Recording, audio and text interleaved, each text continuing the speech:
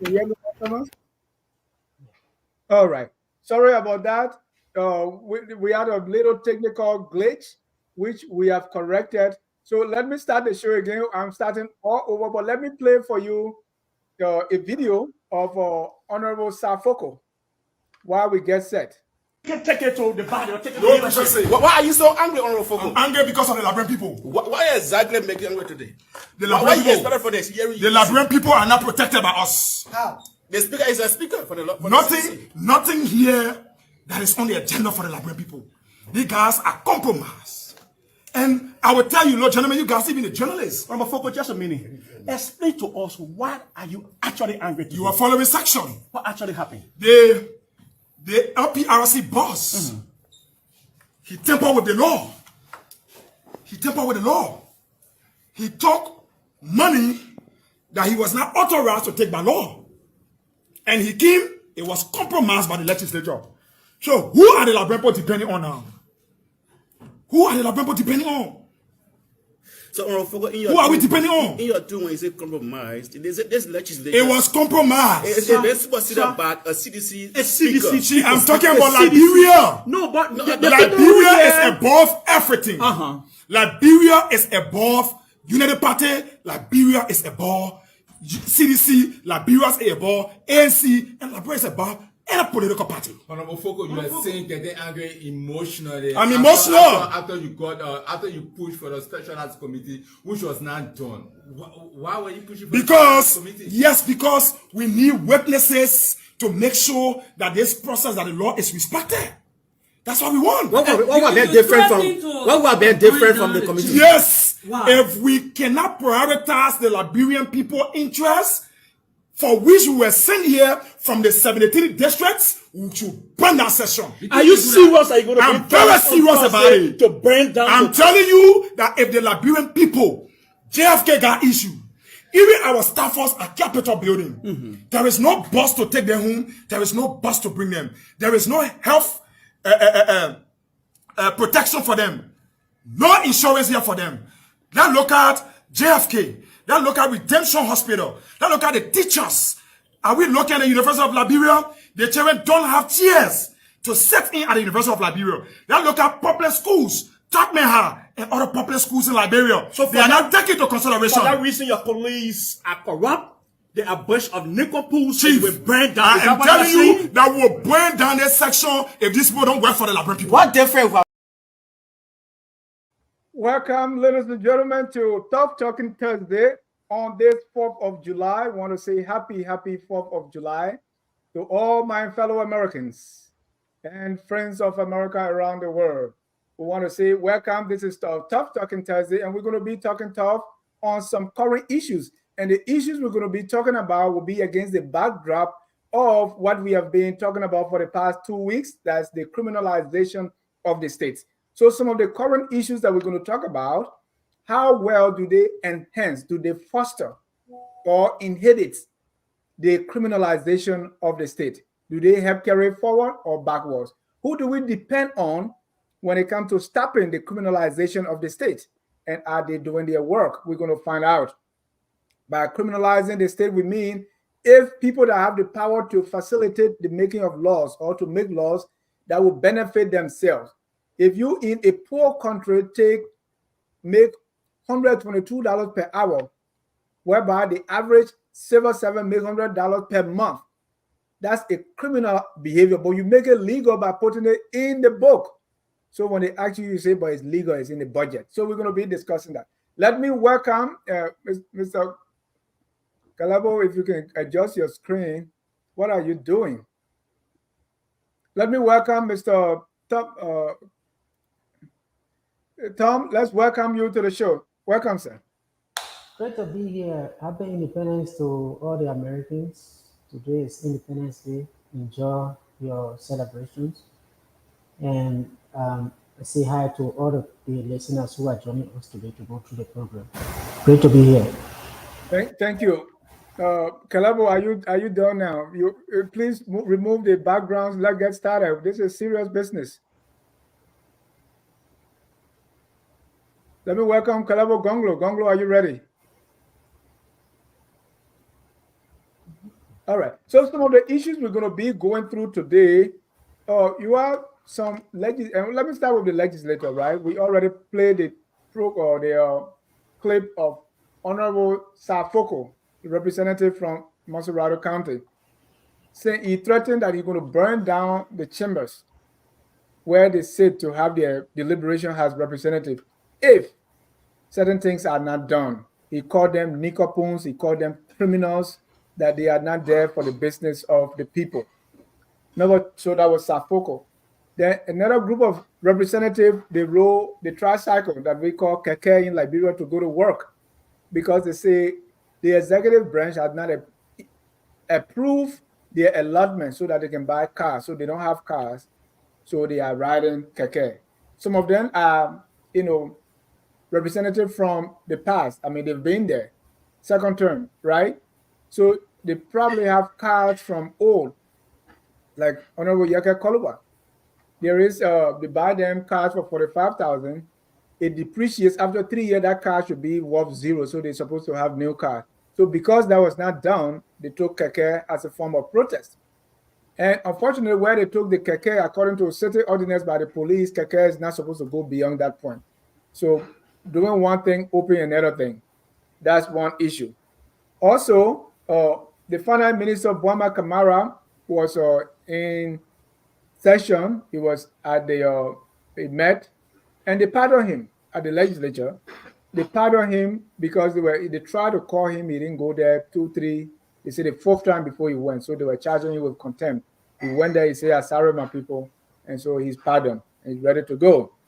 Also, the former city mayor, Koji, he had a press conference where he tried to compare what was happening and what it is now. And I will play that clip for you too. So let me welcome Mr. Kanabo Gonglo. Welcome, Mr. Gonglo. Yeah, thank you, Dennis. I hope my background is better now. Is it? Yeah, I can hear you. So that was, yeah, I can hear you. Thank you. All right. So I hope I'm okay. I'm trying to do this, but I'm not getting it right. Yeah, I'm happy to be back after a long absence from FOL, but I'm here to discuss the issues. Yeah. Thank you. Thank you. Welcome. So, Mr. Koji, he was on and he had a press conference and he said, well, the civil servant, those days, they said they were not making it, but now the civil, it's so bad. They are now slaves. And he was talking all kinds of things. I'll play a little clip for you. Last but not the least, the finance ministry, the Ministry of Finance and Development Planning, they signed an agreement with a group. They call them the SBA. That's to formulate the arrest agenda. They want to do a development plan. So they gave that to a group to help them, to assist them, do it together. So we're going to talk about that. So these are the issues that we're going to talk about. And the background here is we are still underlining is the criminalization. But let me start with the press conference of Honorable, or the former, they used to call him the Lord Mayor, Jefferson Koji. Let's take a listen. They are left from being beggar. You know, when you begging, you have a right. You have a right. Begging is a choice. You could choose to beg and you may not. Or maybe you have something is not sufficient. But the current civil servant have been reduced to slave. And the likes of Pia has arrogated unto themselves as slave masters. They have reintroducing slavery and reduced Liberia into a plantation where these crook and colonists decide the fate of the Liberian people.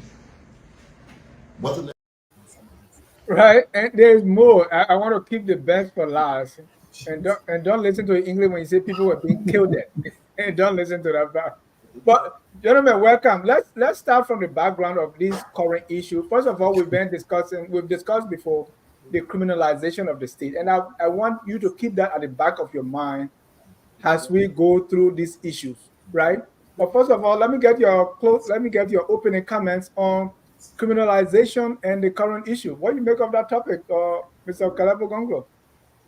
Well, I hope Let me see. Okay, yes. All right. So let me tell you, Dennis. I yes, I didn't appear on the show, but follow the series of discussions you heard on this. I will tell you quite honestly that I'm quite impressed with the caption because what has been happening in Liberia has actually been a state capture. You know, if you go and define state capture, um, there are different ways you can look at different levels you can look at it. In this case in Liberia, we don't have big industry, we don't have big companies that are, lobbying for tax to influence government policy. But this one is actually state actors that have captured the state for their own interest. So they captured Joseph Boaga, who they knew clearly they have they were rated, he didn't have the capacity to make decisions. So they actually capture and say, okay, we can carry him and sit there as an empty creature, and we then as an empty shell, and we can use that to exploit the resources of the state. It's exactly what is happening. So it's that series of criminalization of the state. This started with Joseph Boaga. It started with we are. There were influential guys around Weah. Weah is a very popular person. Even up to this time, he's still popular. He probably might win election if he win election today. He probably might, So few guys capture him and put him there as a frame, and they use him to amass wealth. This is the same thing that's happening to Boaka. Okay, so and I will repeat myself on this argument. I know I don't want to be long on this opening statement. The CDC and the Unity Party are corrupt political parties. And I've said it many times, will repeat myself on this.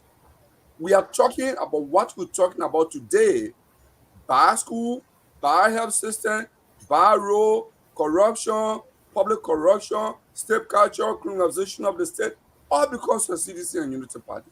These two parties have no idea on how to reform the Liberian state. They ran out of ideas. 18 plus years, Liberia has actually retrogressed. We've not made progress. I know Canaan always has a modest interpretation of progress. You'll say, oh yeah, we never used to talk about this one. No, we are impatient on that, Canaan. People in my village in Glaizopie, the tax dollars in Monrovia, they're entitled to enjoy that. They don't have health care. They don't have good school. They don't have library. They don't have internet. They build their own road. Yet they are Liberian. 177 years, that's nearly 2 centuries. We are impatient. We don't have time for modest progress. Thank you. We are impatient. It's almost 200 years, and there is no need for modesty or mediocrity or halfway progress. Thomas, your opinion. Thank you very much, Dennis. People's background often influence their thought processes. For me, over the past couple of years, I work on public sector reform. And if you do any governance reform, you work on public sector reform, on transforming countries and states, you see that, except in some cases, but in many cases, it's a gradual process. So normally when I see these processes going on, I interpret them through that lens. Even the country that we are in today, if you take this country back, today is Independence Day. If you take this country back the first 50 years or 20 years after their independence, they had challenges. Along the way, they managed to get it and then they move on. So I think we consistently need to discuss the shortcomings, but let's not forget the little progress that we make, the steps that we take to be able to move forward. That's just what I normally bring to the discussion. Every time we talk about this, there's nobody here, for instance, that talk more about decentralizing governance and making sure that the people in the rural area are included in the decision-making processes of our country more than what I do. If I don't open with decentralization, I close with decentralization.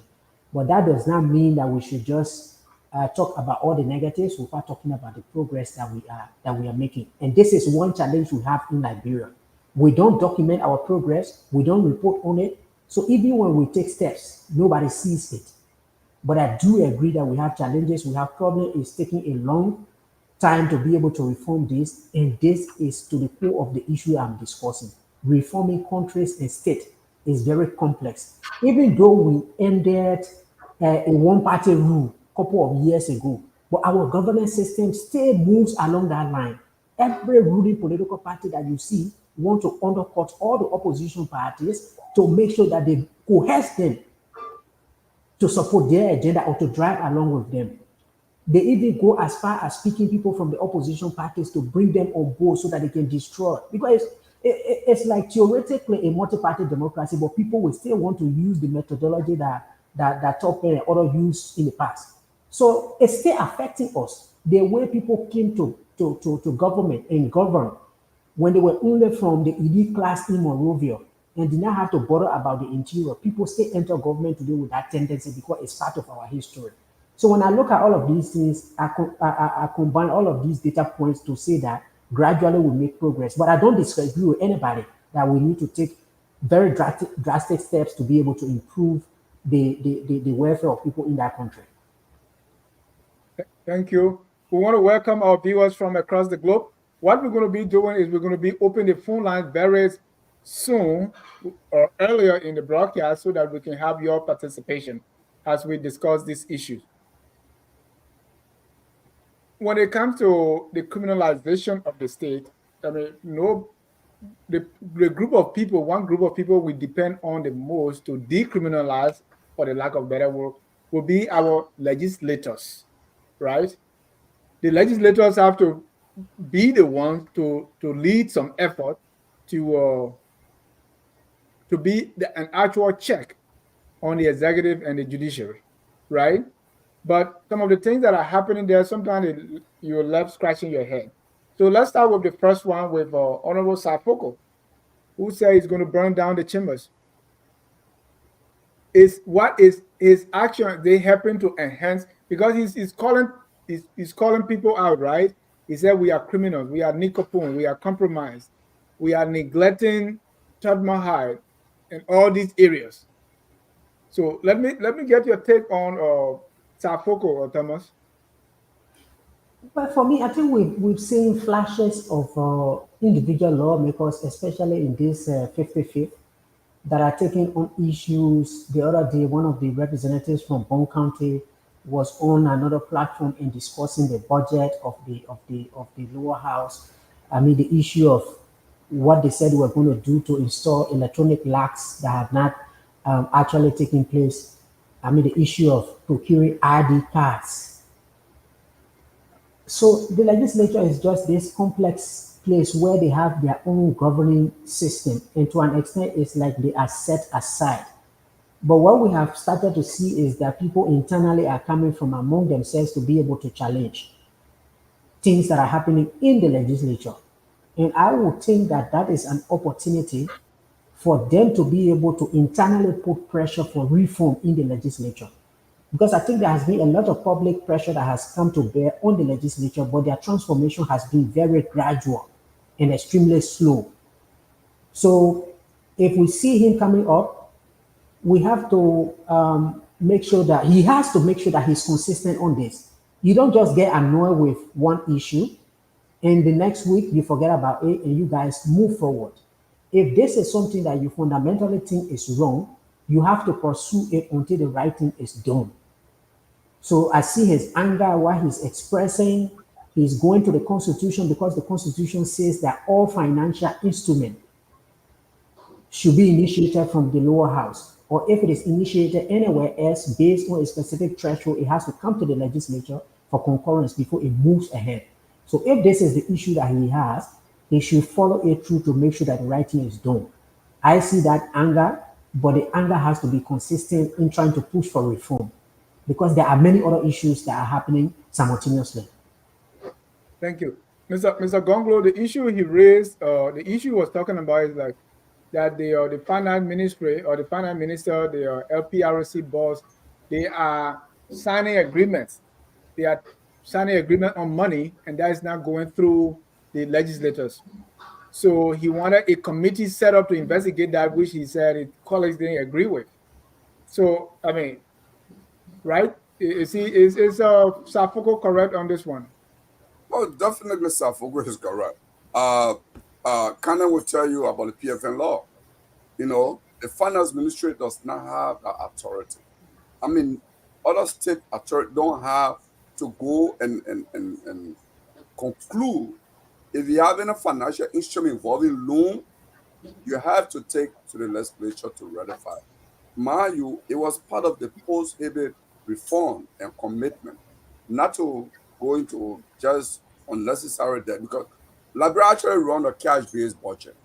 You collect the revenue, then at some point, between the first of the month and the 10th of the month, the finance ministry then issue allotment to spending agency and say, hey, this is how much is allotted for you for this month because it's based on the revenue collected in the previous month.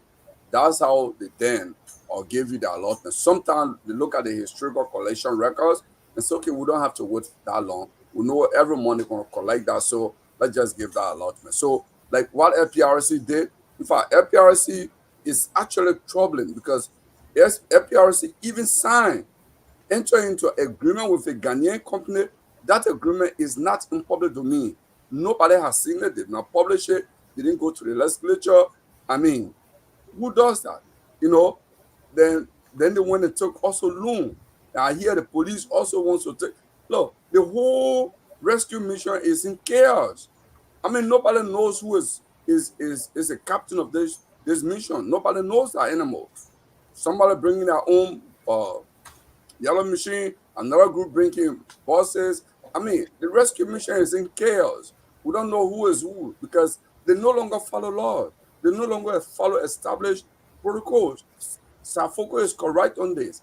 Some of the counter argument I've heard from some of Safoko, Georgia was doing Igbo man, you didn't talk. That's sometimes, Dennis, quite honestly, that's a stupid argument because that's what caused Georgia the election. So those who came and said they'll do better should not use our yardstick.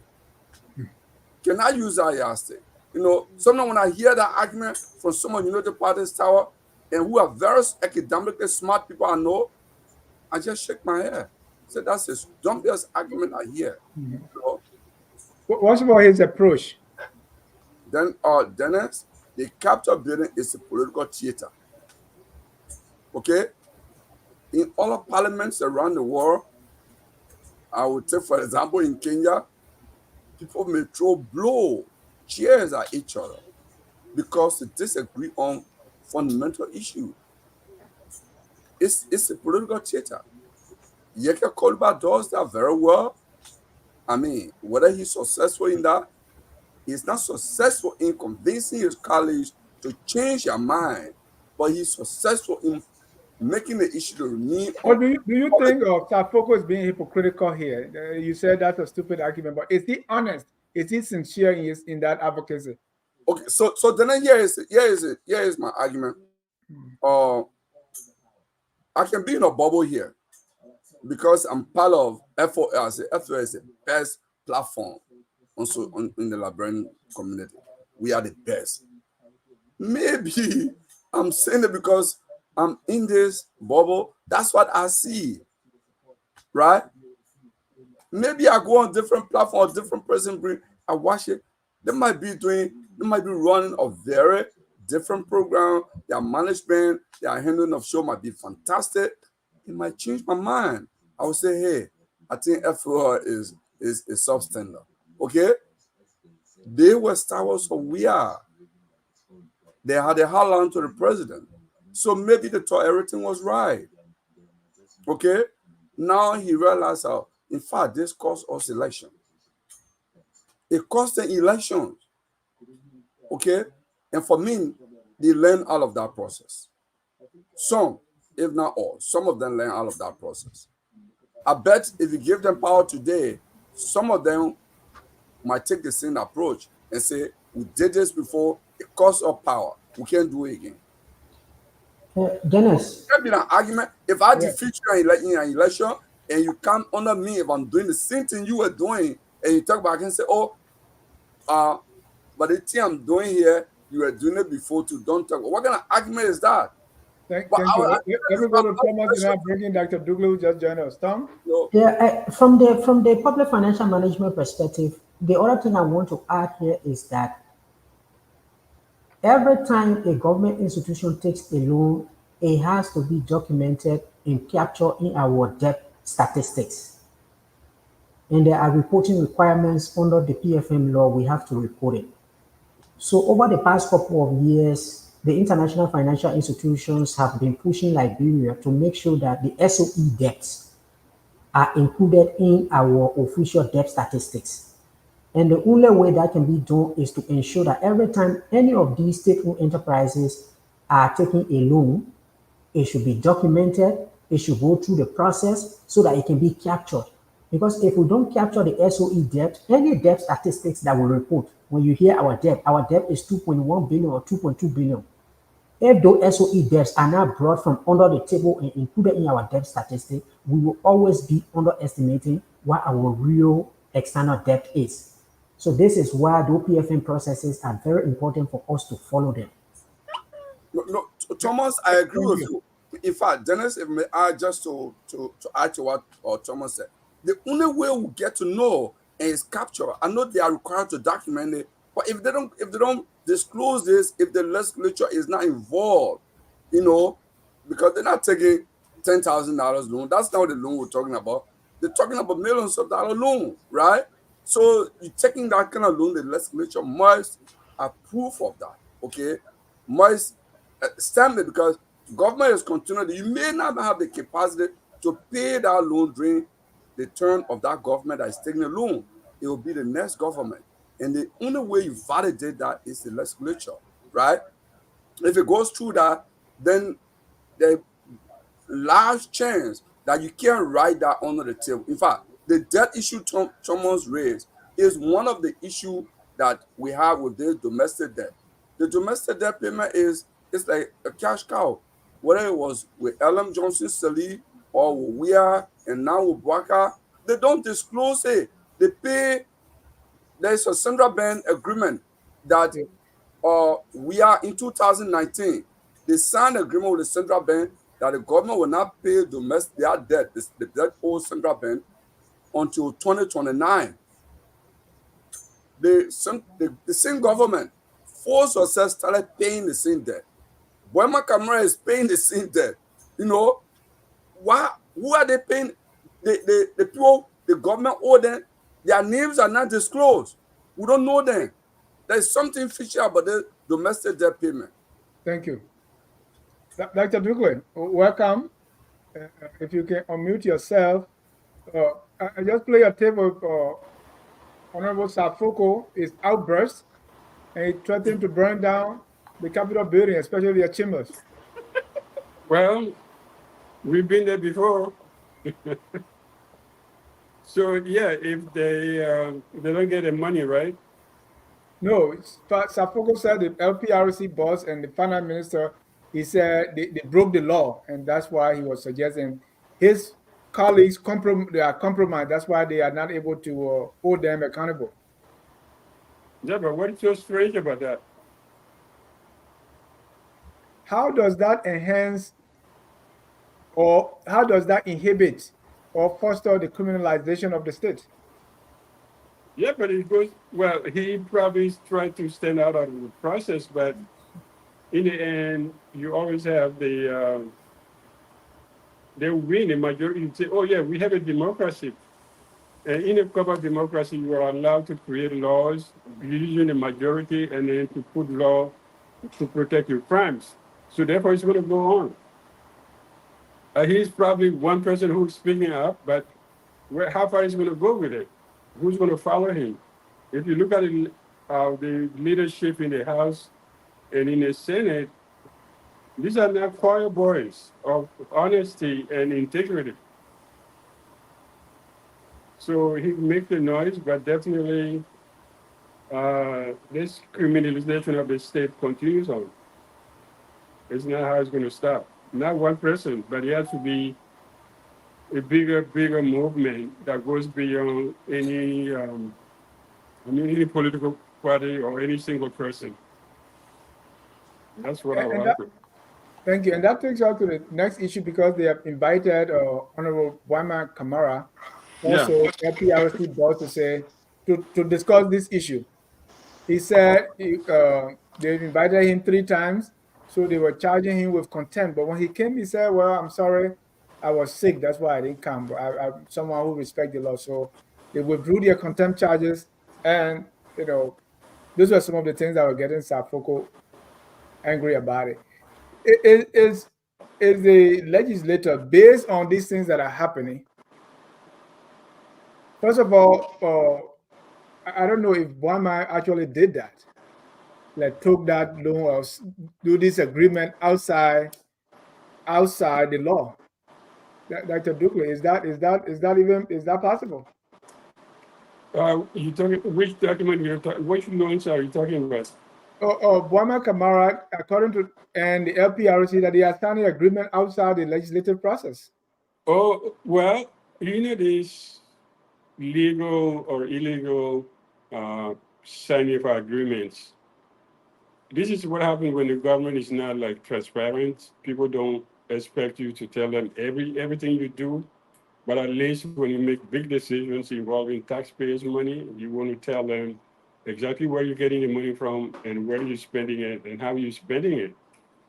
And I think the problem with this government, from the 285 machines to the 300 buses, which sort of turn the executive mansion into some subsidiary of of other ministries, and to the 25 jeeps for the police. We don't know where all these things come from. The transparency issue, accountability. Everybody cried on George Weah. He was not transparent. He was lying. His minister of finance was a crook. This and that. But unfortunately, we see the same thing being repeated. That's the sad part of it, that, Waka team seems to be repeating the same mistakes that made George Weah a very unpopular person. And how much control does he have on the process? How good is Burma be able to control these processes and all of that? That's something different we need to talk about.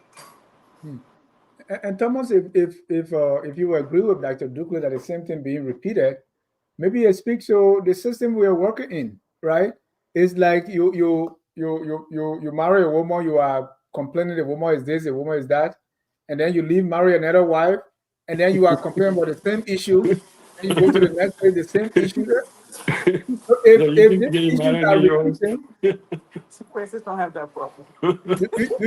do you think it's with the people or it's with the structure itself? On mute, please. This is why normally you hear people talk about these structural reforms, and we've done these, especially on the governance side. We have done a lot of governance reforms since the Civil War ended. We passed a public financial management law. We passed a public procurement law, and we established the institution, freedom of information, internal audit agency. So these processes, these laws and institutions have been put in place. The challenge over the years have been following exactly what we agree when we pass these laws, right? So the laws are there. They lay it out exactly. If you go to the PFM law, it spells out what you need to do when a transaction is a concession, when a transaction is about borrowing, and everything, how to manage assets in the government, right? The thing you sometimes see is that people want to do the right thing, but they are not willing to take the steps that are leading to that outcome. Say the machines, for instance, like everyone else has said, we need the machines to be able to fix the road, to invest in agriculture. But let's do it by the laws that are on the book, right? If it is a concession, let's go through the PPCC law that provides for the steps for concession. If anyone is taking a loan, if it is an investment, let's go through the steps that we need to follow to be able to do it. To me, the point is that if you want to do the right thing and you do it the wrong way, it still doesn't make it right. Yeah, this is where all of these the criticisms are coming from. And it is not the point that you have to do it tomorrow. If we need 2 additional days to do it right, let's take the 2 additional days to do it right. Like people say, Rome was not built in one day. So let's do the right thing. Let's take baby steps We, that are we sustainable. changed that now from Rome to Abuja. Yeah, Abuja. let's take baby steps. Let's take baby steps that are sustainable. But if you take these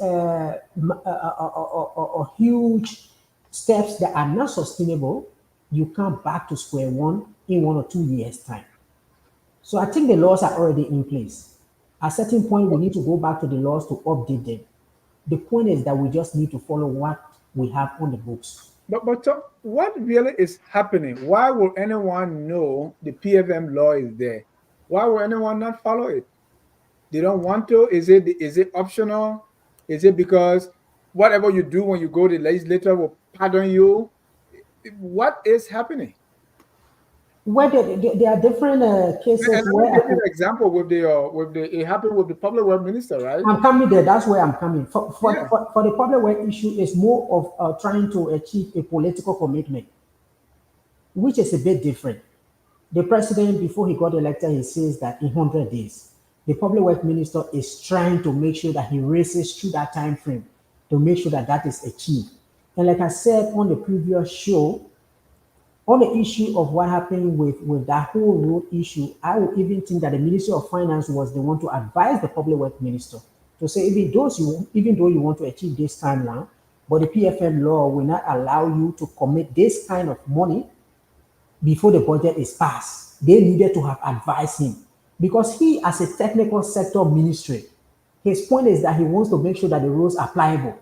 In that case, he is not the one in charge of making sure that the PFM law is adhered to. It is the Ministry of Finance that needed to advise him. So that was the technical issue that happened there.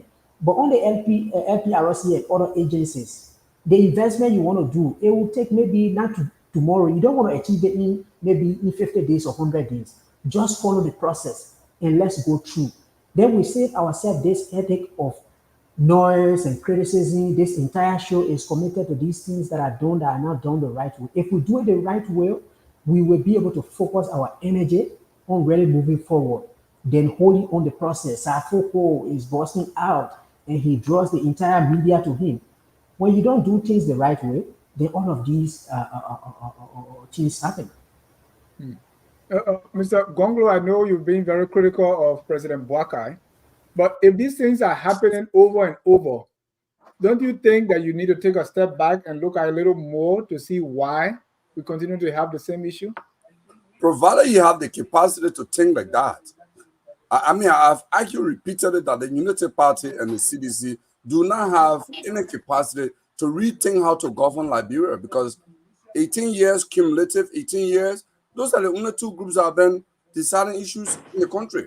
We are where we are because of the two parties. They actually ran out of ideas to transform. No, but you can say that, though. I They mean, ran out of ideas. no, you can say we are where we are because of the two. Argument. Give me the counter argument. No, What new are they doing? No, but who have done the new thing? Before then was Charles Taylor. Before then was other people, right? Yeah, but Mr. Gongolo, give me just 1 second. I'm going to leave you. I will listen in the background because we have family members. Go ahead. Yeah, I think there has been some progress. We are now where we were in 2003. We are now where we were in 1997. We are talking about how mostly talking about how government runs the states. We have a new government that's still trying to find its footing. And I think basically because of probably it's a coalition, or because it's Boakai way of governing that doesn't know yet how to do things. But, I think Joshua did some things that probably were stupid, but he did some things. And I think Boakai will probably add a few things to it. But I don't think we are going down the rabbit hole. I don't think we're that bad. We're not doom. We are bad. So I would say I'll listen in the background, but definitely I see your point though, because if anybody who's looking at governance and looking at the 200 years of Liberia and the number of people we have, educated, everything from technical point of you say, no, we can't be that bad. The country can't be that poor. People can't be that poor and desperate, but they are. So in that sense, yes, you're right. You can say, yeah, no progress has been made because we have not been able to overcome the deep challenges that we faced when we got peace in 2003. So I'll be in the background, but I've listened to you guys. Thank you. All right. So Dennis, I think that the argument I'm making is, I get Dr. Duke's point, comparing with 2003, 1997, whatever. That was 2003. That was crisis government. Okay, if I weren't fashion government headed by Judy Bryant, 1997, Chastro years of some kind of proportional representation system. That election held. I was election magistrate in that election. In fact, for NIMBA. So we can set that. I consider that the years that the locals ate from Liberia. So we set that aside. I'm talking about a general post-war democracy where we actually begin to practice constitutional democracy. 2006 was a return to constitutional democracy in Liberia. And which party led that process? It started with Unity Party. Yes, they took all of, they told, I don't know, having a bid on out of that, we got away. Even though we didn't even have to do anything because Sierra Leone, there was a global decision. I just don't lay my hand quite on the history that countries who were in a similar situation like Liberia were given the right, the privilege, take these steps, make your application, and your debt will be waived. Because we were in crisis, we didn't apply. Sierra Leone got the debt waiver before Liberia, So it was nothing that, okay, we've done this. That debt was going to be waived anyway. Even if it was Thomas Cannon who was president of Liberia, it was going to be waived anyway. But it was a privilege the global community gave these countries that were heavily indebted that we can lift the debt burden on you, okay? But put in these reforms, which will not cost you money. Put these reforms in place and we'll do it. But let me come back to the fundamental question you ask. Right. The issue and my argument is we are where we are because Unity Party and the CDC, they ran out of idea how to manage a state. They've done some modest good things. But how good is that good when the healthcare system has nearly collapsed? How good is that good when the education system is a total mess? Not my words, Ellen Johnson's silly words. How good is that good when we are celebrating roundabout that is in front of other people's homes in Ghana or even in the US and other places? For the first time, they put not carpet grass, it's synthetic carpet grass in front RI to ERW Junction, and people standing looking at it. How good? So it's like the first time we've seen such a thing in the country, and kids are standing there taking pictures. How good is that? Mr. Gonglo, before you learn, because I don't want you to focus too much on Unity Party and CDC because the Liberians that are working, those are the people we have. And while it's true that we have these political parties, but the way we've been governing, is it really party? Is it really, the party? So I want you to focus a little more on the issue than party, because I really don't feel that it's more of a party issue because you have the same Liberians doing the same thing. Dennis, in a constitutional democracy, what is important is what our leaders, the actions our leaders are taking. And they are not taking the action because of their political parties. They are taking the action because of them, right? Well, no. It's the chicken and the egg kind of argument which comes first. We can say maybe it is the individual inborn tendency to be what they are, but they just happen to be in CDC or in Unity Party. We can say so. But maybe to even learn on this point, I listened to Thomas when he was talking. For me, one of my proposal I was trying to put forth is that, maybe we need to, like Thomas said, the PFN law has been in place for some time now. So we need to really maybe make some amendment on the question of reporting of debt. We need to say if the finance minister or any entity that takes a loan that does not go through legislative approval, that minister or that or the head of that entity will be responsible to pay that debt back to the lender. Maybe if we put that and it's written there, then anybody who want to take loan will be scared and say, "My man, I don't have $6 million, or I don't have $2 million." They'll run to the legislature of it. But because maybe that responsibility, that punitive measure is not there, they can do and say, okay, so long finance minister sign, that's it. I'm the financial manager for the government, so I'm committing the government. I can do it. Or LPRC manager, so long the board approve for it, I can commit the corporation. I can come. Maybe we need to change that. Maybe we need to amend the constitution, for example, on the pay system to establish maybe salary commission for Liberia. So we take that from the legislature, and the salary commission is comprised of sociologists or economists, to look at it and then set the pay rate for the country and not the legislature. I'm coming. What has happened is that Dennis, from the 52nd legislature from 2006, I believe was the 52nd. Every section of legislature, when they come after election, they increase their salary. Actually, total and low through the budget, they increase their salary and benefit consistently. Imagine this group, the draft budget submitted by the WIA administration, which was withdrawn, they kept the salary and the benefit legislature low, including the gas and what have you. This new group, they are newcomers, there's new eating, new chopping, they increase it. That's the term, consistently they increase it. We need to take that power away from them. Thank you. And that's exactly what I was talking. Tom, do you realize that the focus on Unity Party, CDC, I think it's coming to what I was saying now, that we need to pinpoint. But go ahead, you had some things. Yeah, I mean, I just wanted to give a background to this whole debt waiver that we went through. I agree with him. It wasn't an individual thing that Liberia went through. The whole issue of debt in the developing world started back in the 70s. I think 1973, 1974, the first oil shock. Those countries in Africa had just gotten independence from the 1960s. They wanted to develop, they started taking loans from all over the world, because the leading approach to development then was that you needed to improve capital. So you needed to build dams, you build roads, you do everything that you needed to do. And so those countries took a lot of debt from the 1970s onto the 1980s.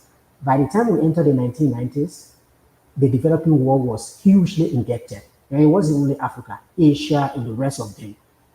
In 1987, when Russia defaulted on their debt, it created a huge shockwave in the whole developing world. Argentina had a crisis. Many of these countries had crisis. So, I mean, when our civil war ended, like he said, we just went into that debt waiver thing that was happening. And even the PRS that Manasseh developed, it wasn't our own making. Countries that were leaving debt were all developing this poverty reduction strategy. So that's how we went straight into, after debt waiver, we went into PRS and everything. So I agree with him on that. But the point I wanted to make is that it is not only, like he concluded, the legislation, right? We focus a lot of attention on them, but this is the entire bureaucracy that needs to reform to be able to push these things through. He spoke about the Civil Service Commission, for instance. The Governance Commission had done work on establishing a Civil Service Commission. The reform was to transition the CSA into a Civil Service Commission. Yeah, the law was even drafted, I think, under the former president, and even went to Parliament. Some of the things that happened was that people who sat down at the CSA were so afraid that when the CSA changes into the Civil Service Commission, they could not have been appointed as commissioners. And they might have lost their positions, or they were not going to get the authority that they had. So people themselves in these institutions will sit and suppress the reform. There was also this reform that was done to establish principal administrative officers in all of the ministries, agencies, and commissions. The only agency that started that was the CSA. So if you go to the CSA has a principal administrative officer. So when the transition takes place between one old government and the new government, that principal administrative officer, their tenure in other countries is normally longer than the head of agency. So even if the minister of finance leaves, the principal administrative officer of the Ministry of Finance will take charge of all of the reforms to carry them forward when a new minister comes. But people objected to that, and today it has died. So when we talk about this whole issue of reforming the public sector to be much more efficient, it's not only people who sit in the legislature. There are people who are seated in the executive branch of the government who themselves are opposing these reforms. And this is why when you do public sector reform, you have to look at incentives. When you are doing this reform, what is the incentives of those who are there? If not, if you just want to do it drastically, people will oppose it. They will do a lot of things. So as we are talking about this, it has to be us looking at the entire bureaucracy. Sometimes we talk about the legislature, but let's look at the executive. Ministry of Education, Ministry of Health, they get millions of dollars a year. At the end of the year, do we know what they do with it? We hardly know. And something I was even thinking on the quite recently.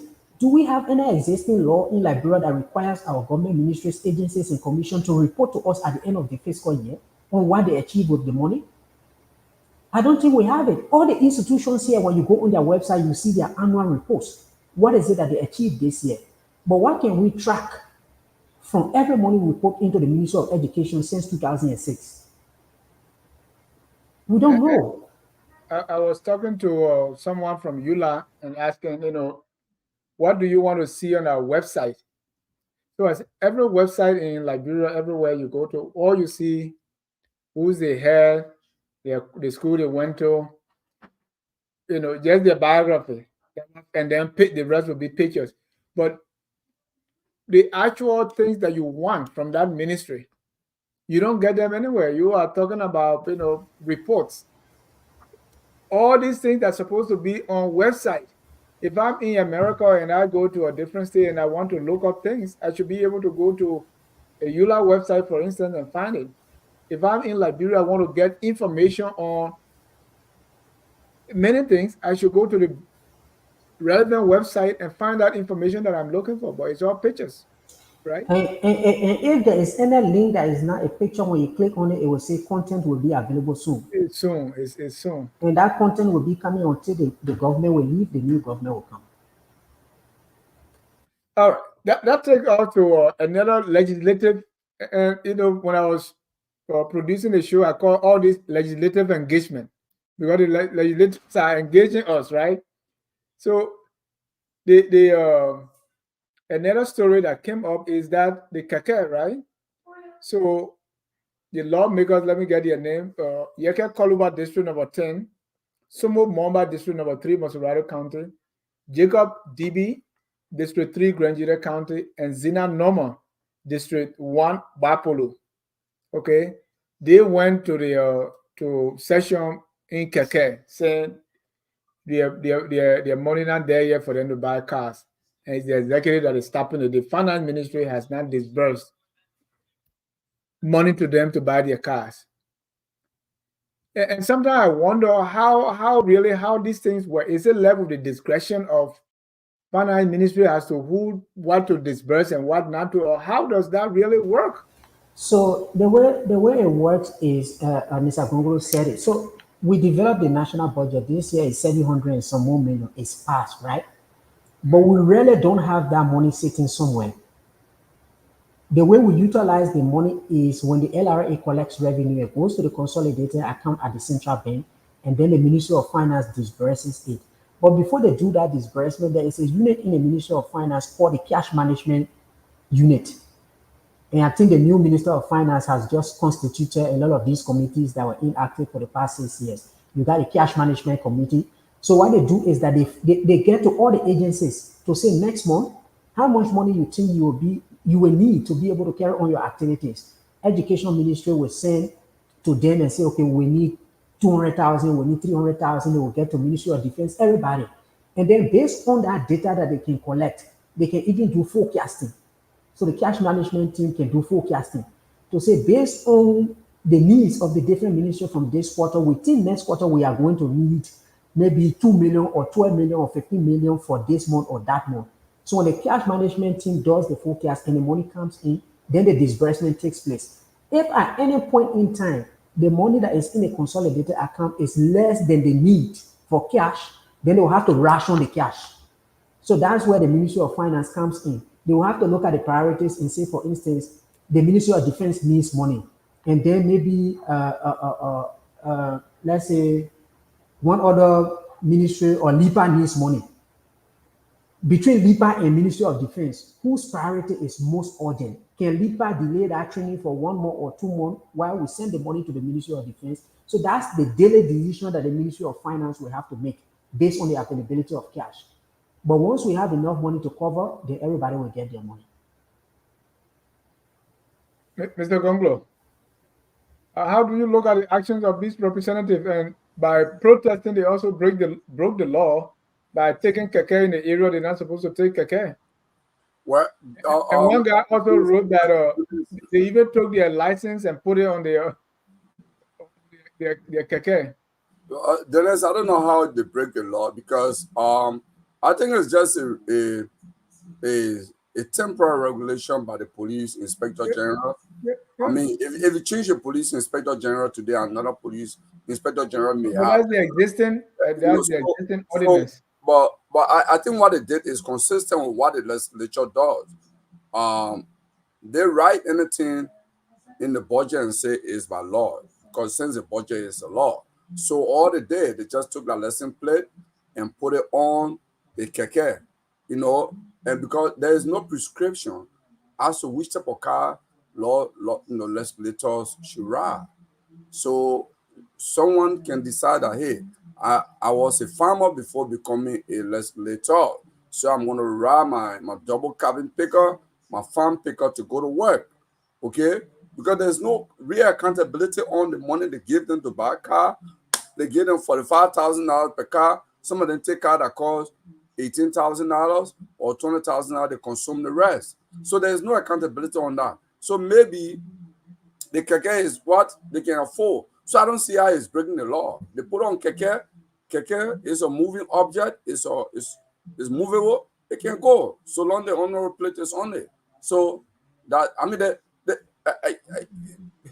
I think the argument, the way I see it, is much more bigger than maybe breaking law. Even if they were to ride motorbike with Herman and put the HOR plate on it, it will go. The police will honor that and let it pass, because there is no requirement on what lawmakers can ride to go to work.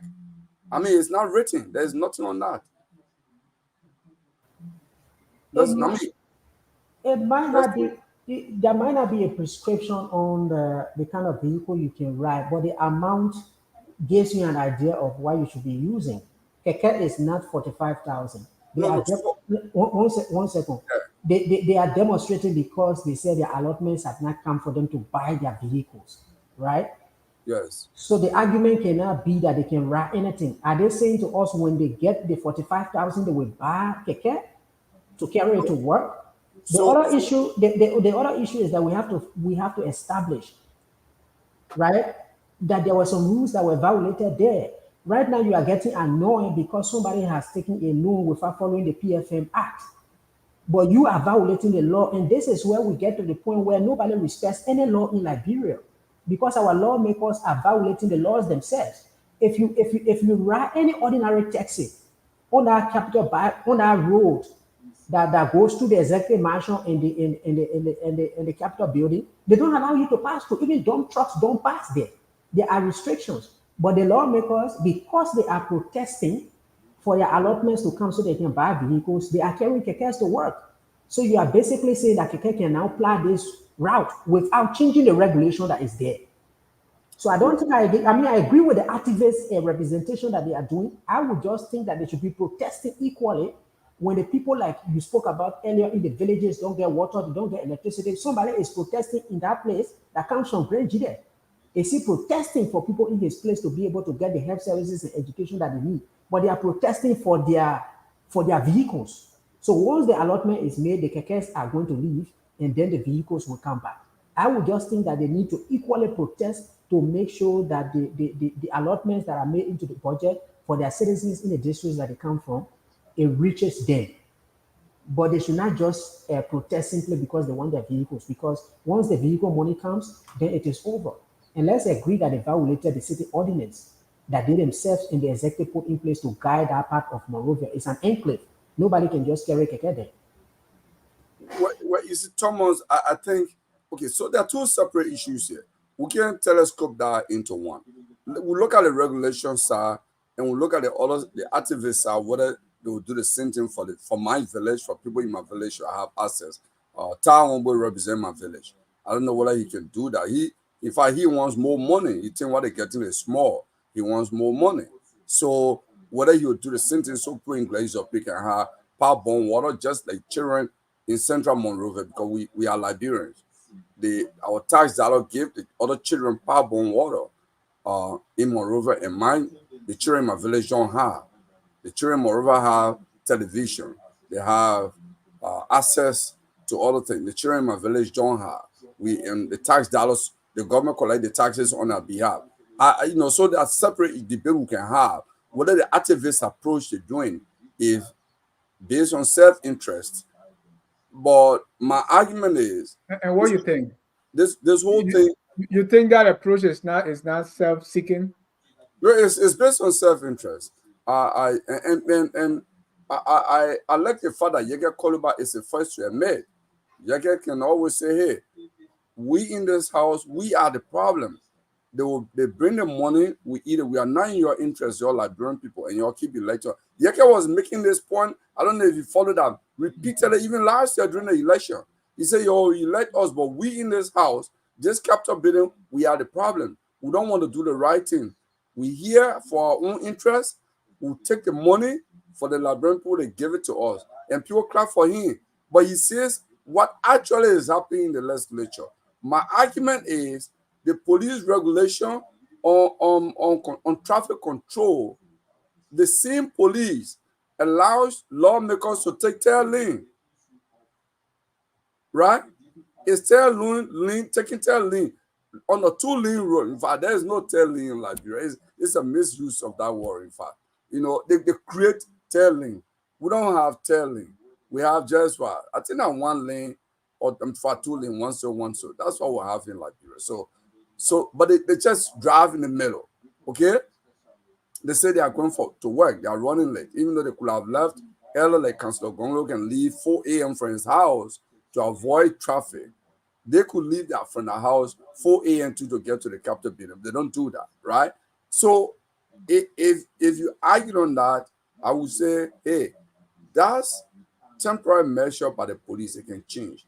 Since there is no prescription as to what type of moving object they can ride, if they take their lesson plate and put it on it, they will go. Right, but the place they're taking the keke is not supposed to go there. I don't know whether you talk about. I get a keke part, but okay, keke is there. It's debatable, but there's no restriction whether lawmaker can ride keke or not. No, that's not the issue. So now that they've started taking keke to the capital building, will they allow the citizens that are coming to see them to ride keke and go to them? Look, Thomas, this is an important question you ask. Whether they will allow ordinary people to do the same thing. In fact, I have argued on another show that those who talk about violence when poor people demonstrate against government insensitive or actions by corporations in Liberia, they say, oh, these people, they are violence, they are hooligans. But the violence and the insensitivity of the state towards poor people, pushing poor people on the periphery of society, they don't see that. Poverty is a form of violence.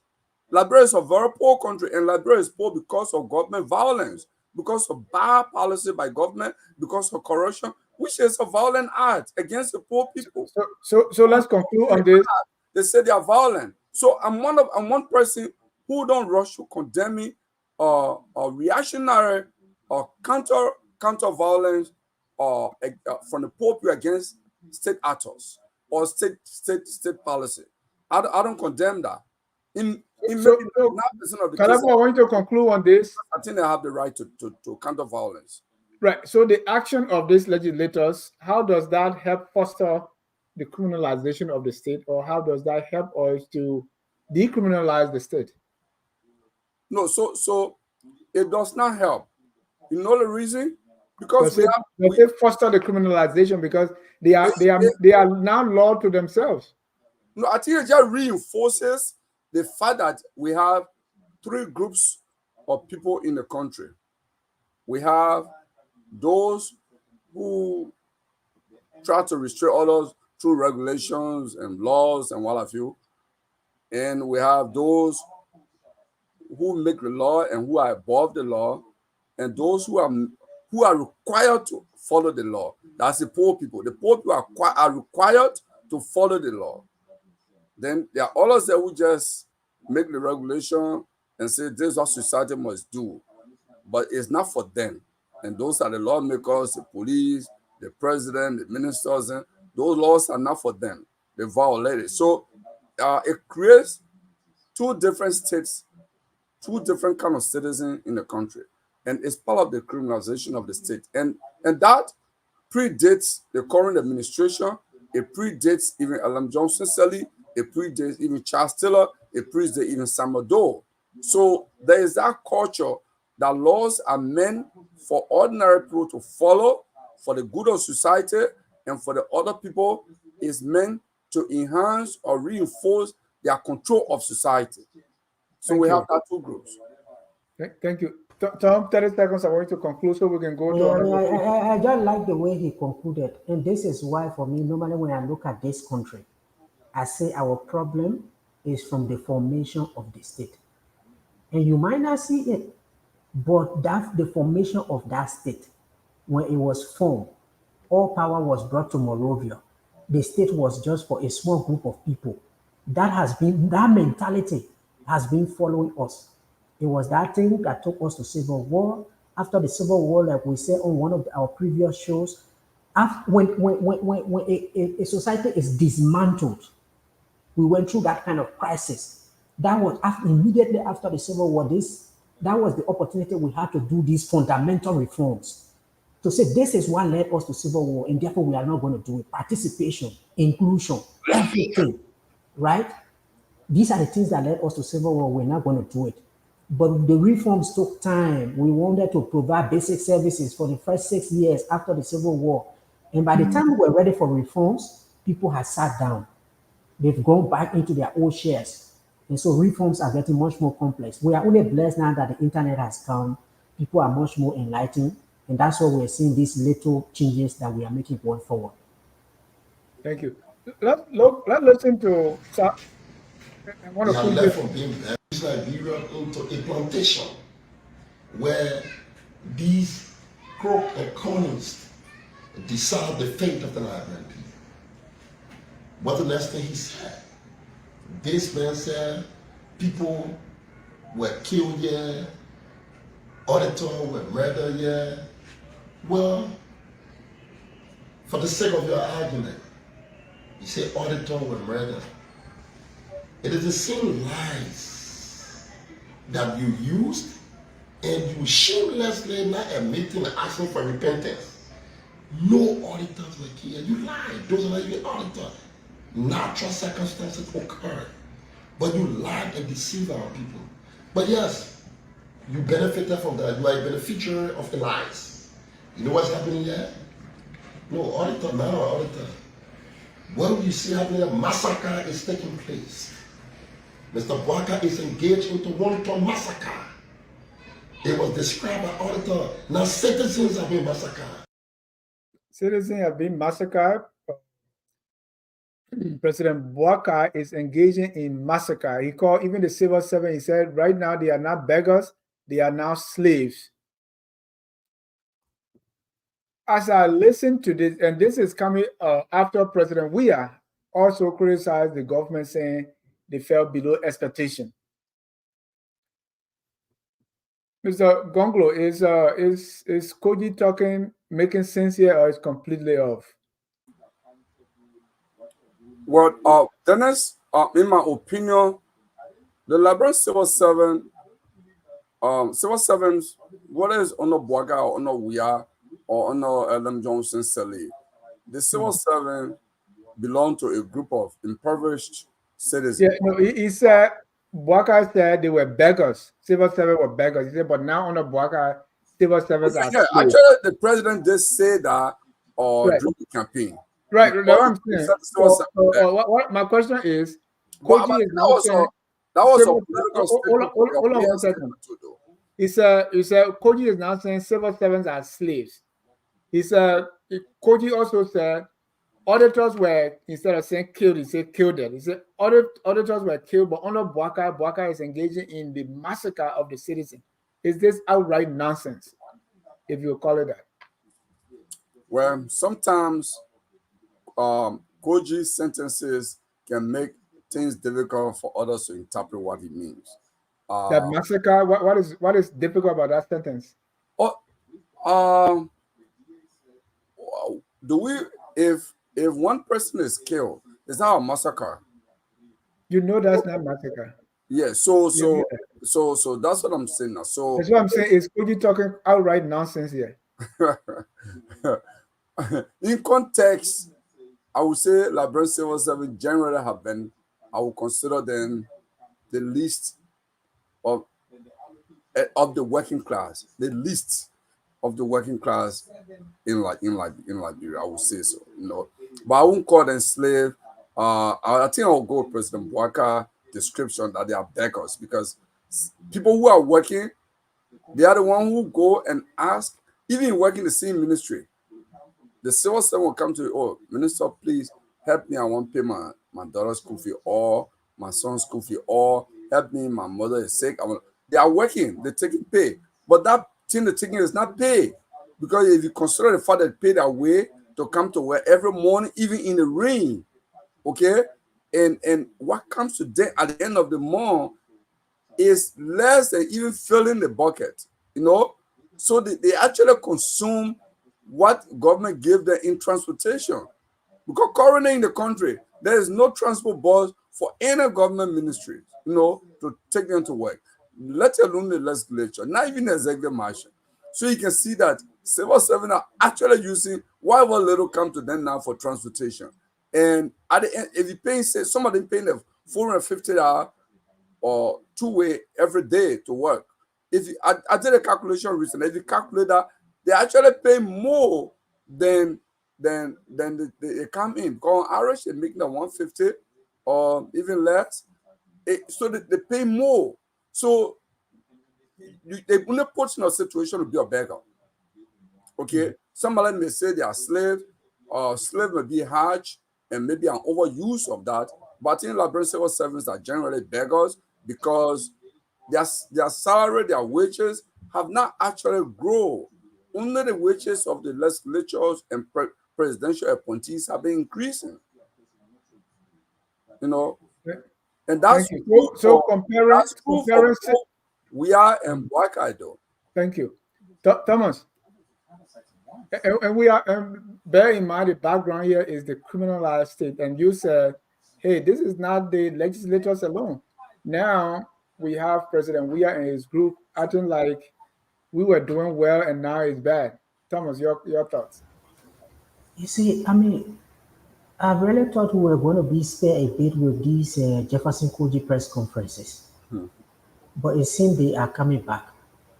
And what I will say about this is, it is because of the current government. They've just created a fertile ground. If you really elevated the level of governance and put it at the top there, untouchable, there was no way President Weah was going to speak. There's no way Jefferson Koji is going to restart his press conferences. But if they see that comparison, oh, we did this, you guys have also done it, then you have them coming back. Now this is going to be a weekly issue. Every week you will hear from Jefferson Koji, and you'll find it difficult to analyze or to interpret what he's saying, because there's going to be a war in the middle that you will not understand. Yeah. So it goes to the current government. They need to elevate the bar of governance on the issue of the civil servants. One reason why we had to undergo harmonization was simply to be able to address issues like these. Before the harmonization, we had a dual remuneration system. The government of Liberia did not even know everyone that was working for it because people were just employing across the board. They can employ you, they pay you through what they call allowances. And then they had two payrolls. You had the civil service payroll that the CSA was handling, and then they had these personnel listing. They just send it to the Ministry of Finance, and the Ministry of Finance will disburse the money. The reason why Liberia was advised to consolidate these things, to put them together, to have a hold on the number of persons you have is if you want to increase the salary of civil servants by $10, by $15, you are able to calculate that because you know the overall number. You know how many persons are making 150, those making 200, those making 300. Yeah, that was the reason why harmonization was done. And the harmonization, the way it was actually done, was to only affect people who were at the top. If you go back now under Samuel 12, all of the analysis that were done, they said only out of around 70,000 persons, only 12, I think 10 to 12,000 persons actually saw a reduction in their salary, which was those who should have been at the top. But the harmonization ended up affecting everyone. Even those who were making 200, 300, they were repeatedly saying, when I go to the bank, I don't see my salary that I was getting last month is being cut. And some of the reductions were coming from instance when they combined the two salaries together, people now needed to pay their retirement benefit to NASCOP and other things. So sometimes it was also a lack of communication. But the point I'm making is that now that the wage bill has been brought together, this is why they are trying to clean it up. So that in the future, when the government wants to increase salary, they know exactly if we increase it this year, do we have the money to be able to pay? I do understand that when the budget was passed, civil servant salary did not go up. This is something the government needs to start thinking about, but it has to make sure that the revenue sources are there so that they are able to pay them. So this issue of civil servants were beggars and now they are, I don't know what they are now. Why were they even beggars under the previous government? And to me, the previous government and moving forward, everybody should learn that one day you are going to be in opposition. The only way you can be credible and people listen to you is to govern well. Because if you don't do well when you are in power, when you leave, you say anything, people will just trash it. So how does Jefferson Koji expect people to take him seriously when he was accused of having all these boys around Monrovia who were passing around and harassing people? And he's the one talking about slavery and plantation. Does he even understand the context of what he's saying? But to even just add quickly to Thomas, I need to And to add to that, just if you have Jefferson Koji on the phone, what will you tell him? be real. No, I asked him to shut up. I would say be real. Admit that there were too many missteps by you and by your government. So be real. Be contrived. Say we misled, we let our God down. We let our supporters and our followers down. Say that to them before you say anything. Because if you contrive and you are remorseful and you say, yes, if I have the second chance, I'll be a different Jefferson Koji. And not to say, hey, I was doing the right thing. The other people, or I mean, basically trying to say that the other people doing the same thing we're doing. I mean, that's a stupid argument both Unity Party and CDC people keep making. Or they want to happen when we are. Or you're saying we're doing it while you're doing the same thing. It's so stupid. That's why I keep hearing it. But I just wanted to add what Thomas said on the harmonization thing. Dennis, I work some of the things Thomas said, talk about. I was in government when it happened, like the civil servant reform. The principal officer for each ministry. I actually represented the labor ministry on all of the discussions, and he was right on that ministers, particularly deputy ministers, in fact, deputy ministers and ministers were unwilling. We got the idea of the principal officers who were going to take the power oversight from them, and the principal officers will have the oversight on people below the deputy minister. only the principal officer will report to the deputy minister and the minister. They were going to be that powerful person. They didn't want that. But to be honest, this is one area where our administration can be given credit on bringing all the civil servants listening together under one umbrella. I mean, I think all government, LM Johnson Sally struggled with it because of political thing. They could not do it. They kept the two payroll system, and we are came and we are said once we are bought into it, his minister did it. I think that was one thing. So now it's easy to clean the payroll system, but there's no one list. Let me add a footnote to that. As our president, we are even during the election taking a lot of credit for it. The footnote is that we did not come to power to consolidate the payroll or to do harmonization. We are ran the economy first into crisis between 2018 and 2019, and he had no choice but to do harmonization. I think it's important to add that context to it. Well, but they must have the political will to do it. So the good thing we got for we is sometimes you just elect people who will come and chocolate things, and sometimes you just put it back together. That's the benefit.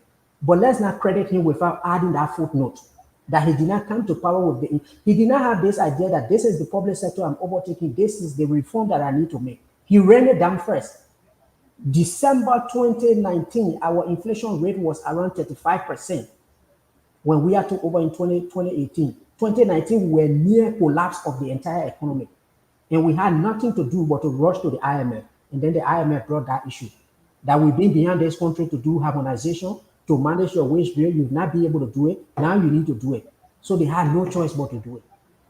Well, I think that there's some, that was one. But also even the PFM reform. Let's move on. The PFM reform, one second. That PFM reform was individually set.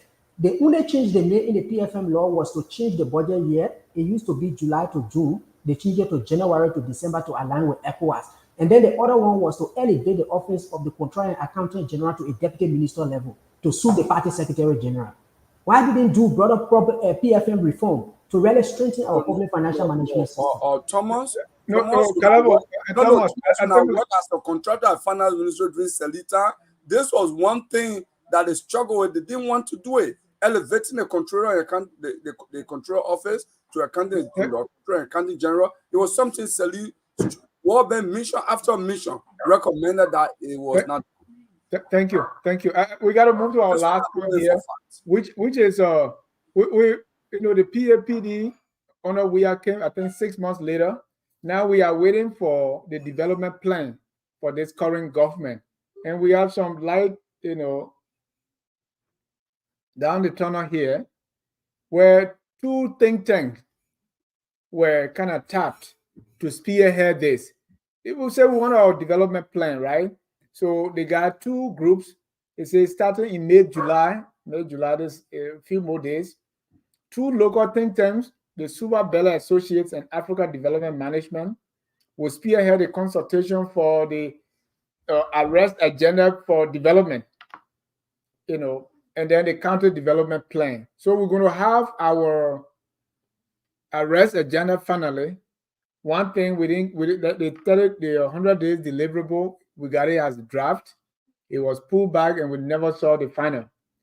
Now, I think they have corrected that, and now they are planning to write our development plan. And instead of just doing it, in the past, it used to be, planning ministry, finance ministry, if I'm correct on that. Now they say, well, let's tap our own local think tank to help us formulate this. Thomas, this is good news or bad news? This is good news. After the 100-day plan, there was essentially no plan that was guiding whatever the government was doing. So the only plan that is there is the national budget. And normally you don't do development that way. So if the budget is the only plan that is there, then people will just get the resources and utilize them. This is something we have to do. And now that it has started, it's something we need to commend. And this started way back. We spoke about the PRS. When the Civil War ended, Madam Sally took over, we first had the interim PRS, the interim poverty reduction strategy. I think it went for 1 year, 2 years. I think it went from 2006 to 2008. And then we developed the first PRS, which was from 2008 to I think 2011. And then we developed the agenda for transformation. But between the agenda for transformation and the PRS, we did not have a long-term vision. So when we completed the PRS, instead of doing only 5 years, the discussion was, why don't we do a long-term plan that will really spell out exactly where we want this country to go? So we developed Vision 2030. So Vision 2030 was the guiding framework to guide us from 2012 to 2030, 18 years, which was meant to make Liberia a middle-income country. A middle-income country, the World Bank, classifies country into the different categories. There's a specific GDP per capita that you need to have to become a middle-income country. So that's what we planned for in 2012. And then the first plan that was carved out of that plan was the Agenda for Transformation, 2012 to 2017, 2018. And then when President Weah came, the second phase was now the proper agenda for prosperity and development. And now we are developing the final plan that will take us to 2030. The important thing about this is that it's coinciding with the Sustainable Development Goals that were developed in 2015.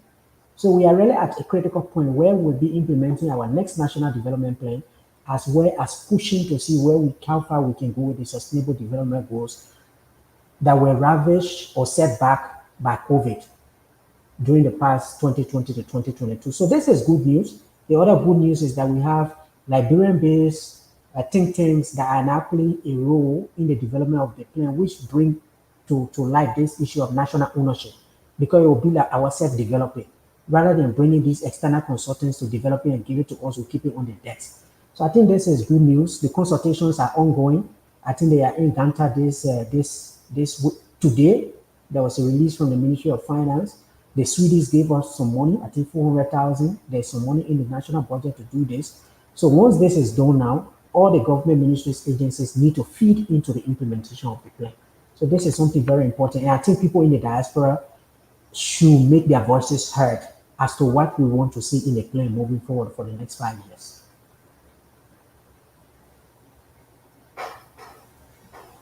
Before I go to Caleb Thomas, that begs the question, so what are they using to run the government? Because for you to come to power, you should have some form of plan. They say if you don't know where you are going, any road can take you there, right? So right now, it's mostly guided by the party manifesto and then the arrest agenda. But the arrest agenda was a party agenda. It's not a national agenda. So they are mostly, when you ask people sometimes in the government, there are institutions that are developing their strategic plans. And my question to them was that if there's no national plan, how do you develop your strategic plan? Because your strategic plan should be feeding off the national plan.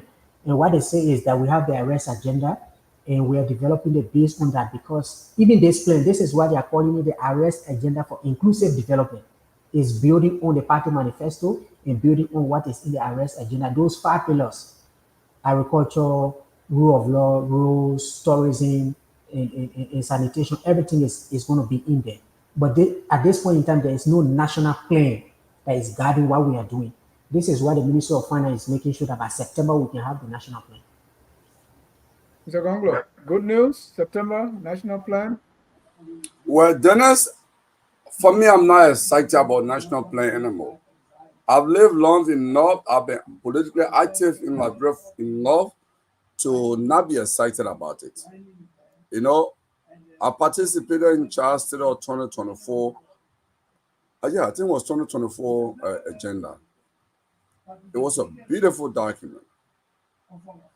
Okay, to the layout, I think that was led by Blamo Nelson.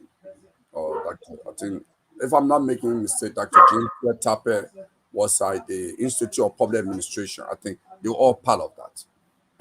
They led Harry Monga. I mean, good guys.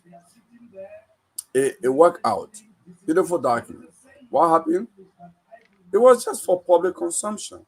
But that's not what Taylor was using to govern. Then if you look there, Ellen Johnson Sally, PRS, it started with interim poverty reduction strategy, which I was one of the technicians. we did the full scale PRS, the sector approach. In fact, I chair the sub the Economic Revitalization Committee, the ERC. I chair the subcommittee on labor and employment. We work hard, but nothing in that document, we did not align our national budget with it.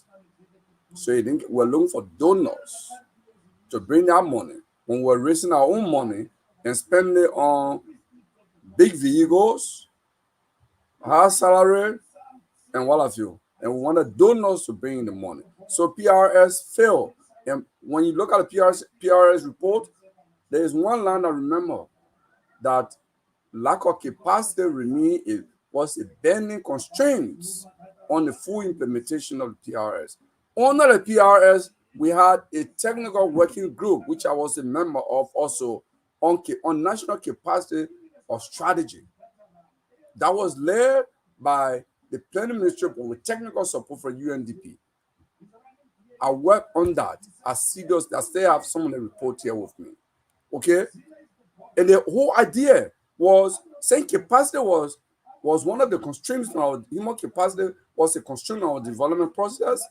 Then let's allocate every budget. Let's take all the training money from different ministry budget. Let's pull it together. It'll be a big chunk.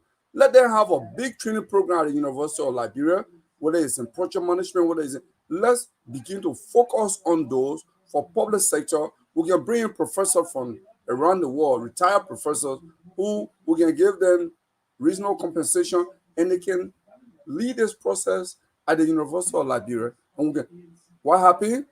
Zero.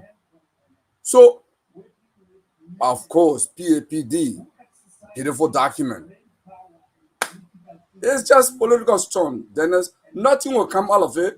You will do this, and Mamaka ability will still go bring, after the yellow machine, she'll go bring another one that will not be allowed to that. Okay? So are you saying we should forget about planning, or is it that because we don't follow the plan? Or they do this to get money from donors because they don't want to invest their own money, their own revenue money into that. When the government develop a plan, and the way you know the serious is you're looking at budget, how much is allocated to implementing that plan. Okay, then you know they are serious. All these things they donate to meet donor, to align with donor and say, oh, donor, we got this, whatever they call it. Well, I don't know how they're going to call that own, whether it's going to be PAPD part 2 or whatever, or whatever that name would be. I don't even know. I'm not interested in reading it because I've seen a lot, and I've seen public failures in Liberia. What? So nothing excites me about development agenda again. It's just a talking point. Dennis, if I can just say something, I think. Please do. I mean, I agree. Say your background, please, Lloyd. In my background? No, Kalebo. I do agree with him. I mean, at a certain point in time, you get weary of these things. You know, when I was back in AMEU, you just enter freshman students, you come from high school. You know, when Liberia used to sign this agreement, Liberia signed a $50 million agreement with the World Bank for this project. I would just think that the country is going to transform in the next 1 year. And then you see for African Development Bank again, 25 million. But today they don't push me. Because even if we get 2 billion in that country, with that serious problem with absorptive capacity, people even implementing these World Bank projects for them to even sometimes make report. Not that sometimes people don't have the capacity, but the systems are not in place for us to push them to be able to do better. Right? So all these challenges are there. Sometimes money go there. You heard, I think some time ago, African Development Bank was even went to the legislation and said we have these concession agreements and we are not passing them. Sometimes they are literally just forcing the money through our throat. It's not always the issue of money. But again, we have to point out that we've made some progress. Capacity, as we have today, was not what we had then. What I will advise the government to do, and I agree with him, and this is where the medium-term expenditure framework comes into play. Because the medium-term expenditure framework helps you to connect your national development plan and your budgeting process. This is why it's medium-term, what you want to do in the next 2-3 years. your budget will have to run that route. So if we say roads in the arrest agenda is a priority, then we have to keep putting money to road. We can take the money and put it somewhere else. But then the other new thing that is happening is out of the two documents that you mentioned, they are developing the county development plan, which goes towards the issue of decentralization. But I fundamentally have a problem with it because we have not assigned roles and responsibilities to the counties. So what are we actually putting in a plan for them to achieve?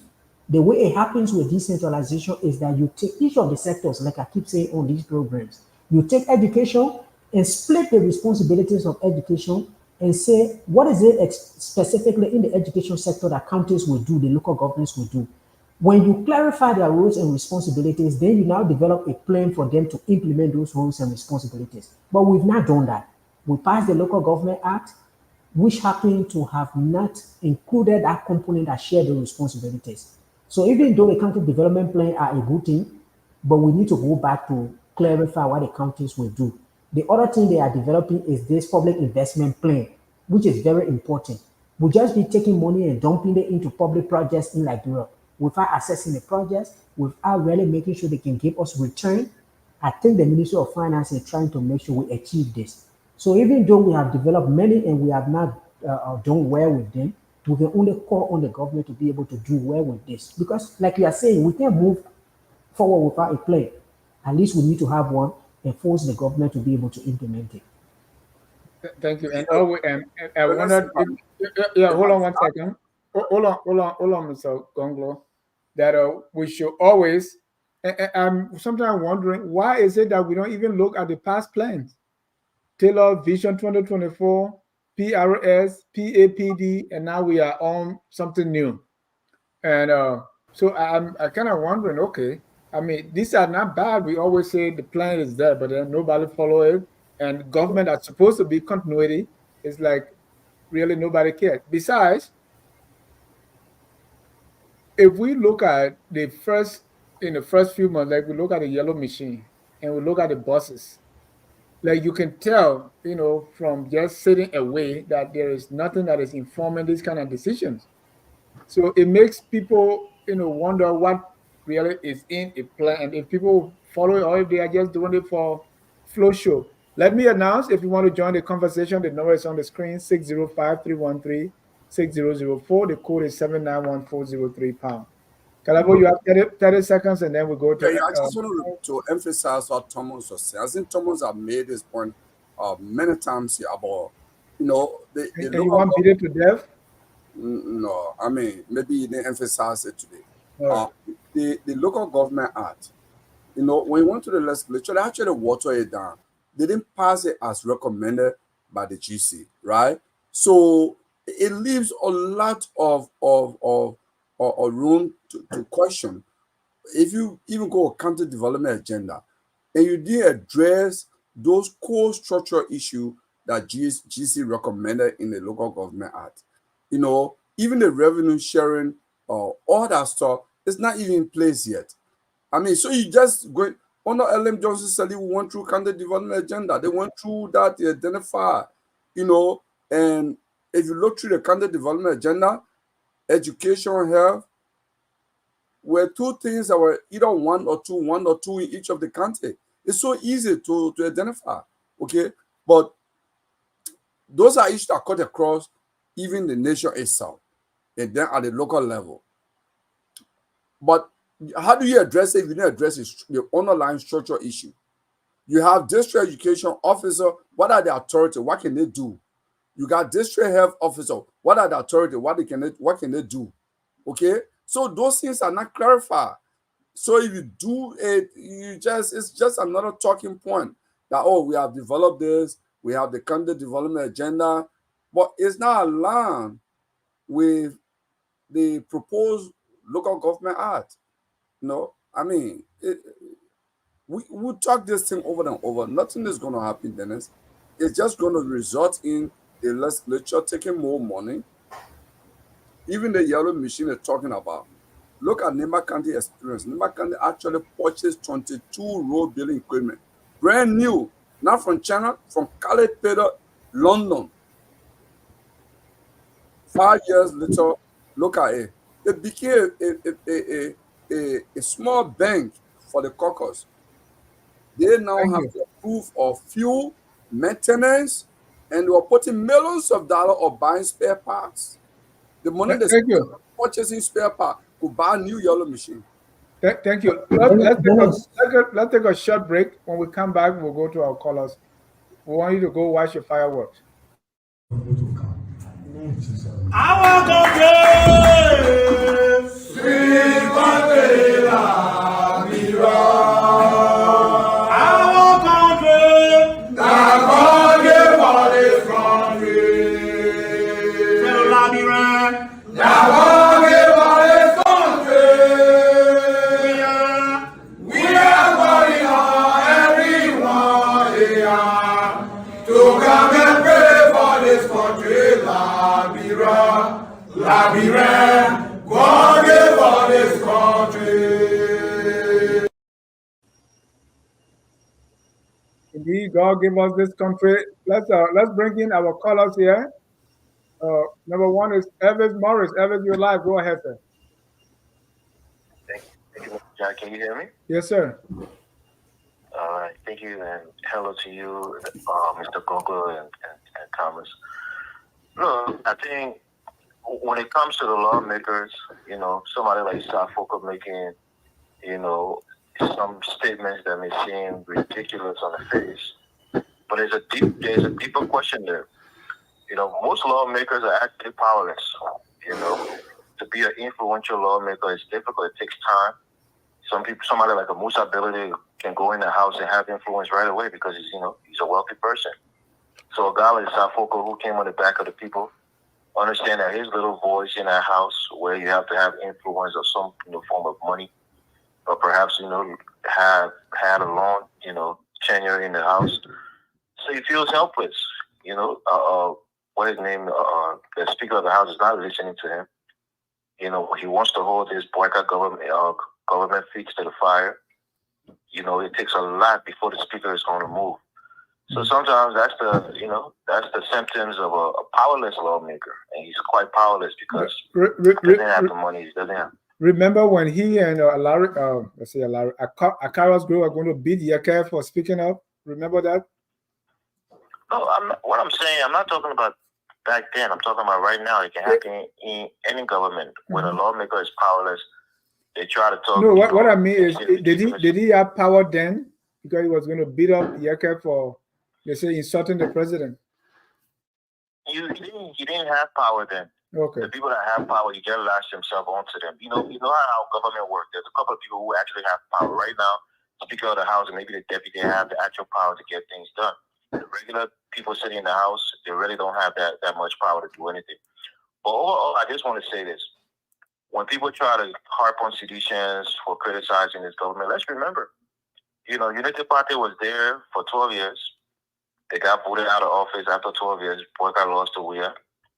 And they were criticizing President Weah after having been there for 12 years, criticizing. They didn't sit down and say, well, we were there and we got voted out of office, so let's keep quiet. So CDC is doing the same thing as politics. But the reality is this government continues to underperform, continues to make, bad decisions. And now they're even almost, getting into criminal acts, bringing machines into the country, they're lying to the country about it, and not telling us how the money was spent to procure those machines and where they got the money from. And I think we gotta call them out more because this is something that we didn't see we are doing with other his incompetencies, like we said. He didn't do things outright criminally when it came to doing things in the government or how the government spend its money. You may say, oh, there's still money that this or that, you can accuse them. But what we're seeing now is even more blatant corruption. So I think we need to call this government out. Thank you. But thank you for the show. We're listening, and happy 4th to you guys. Thank you, and happy 4th as well. Well, that's all the callers we have here.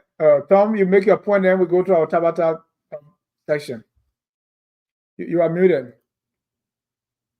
When you were saying we open the line for a protracted period, my point was, do we have enough callers to call for a long period of time? But they have gone for fireworks. Yeah, today everybody going for. I don't let fireworks. I've never gone to one.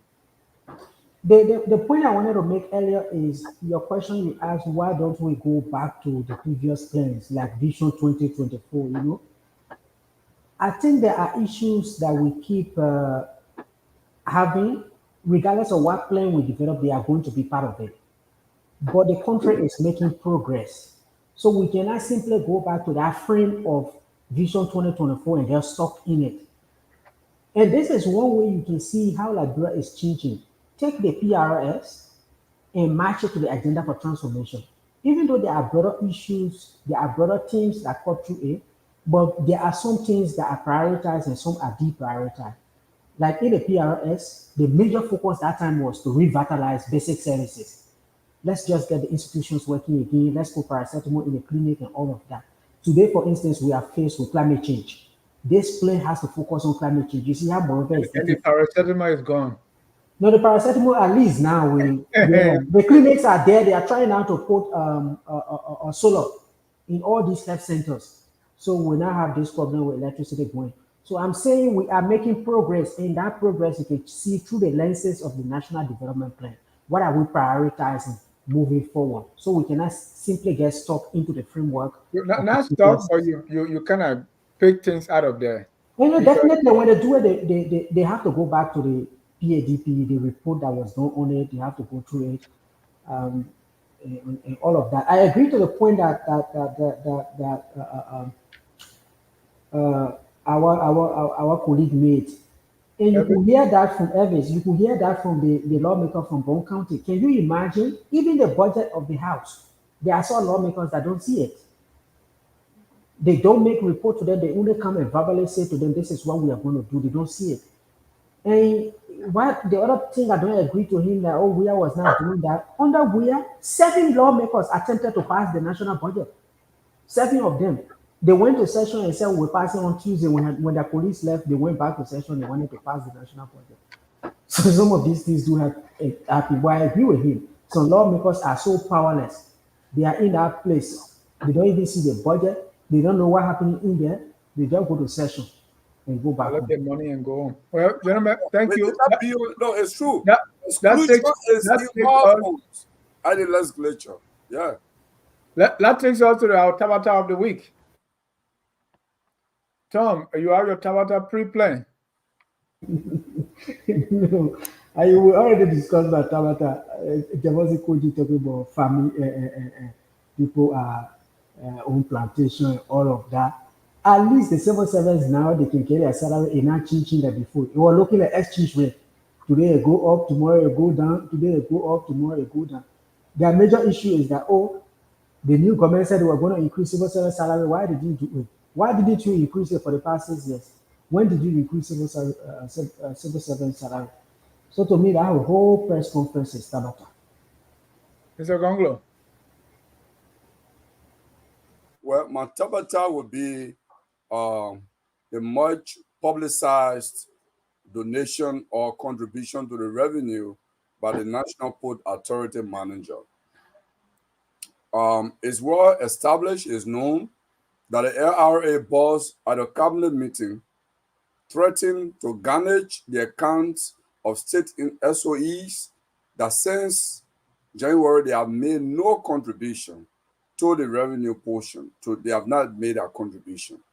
And we're pushing half of the budget year and they haven't made contribution. And under the budget law, it empowers the LRA boss to garnish their accounts and take all money from them, put it to as a contribution, and only give salary back to them. Okay, when that threat was issued at the cabinet, Mo Ali and everybody start contributing now.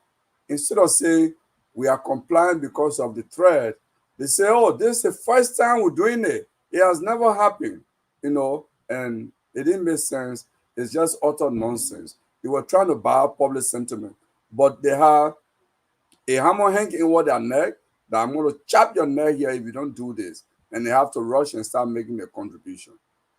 No.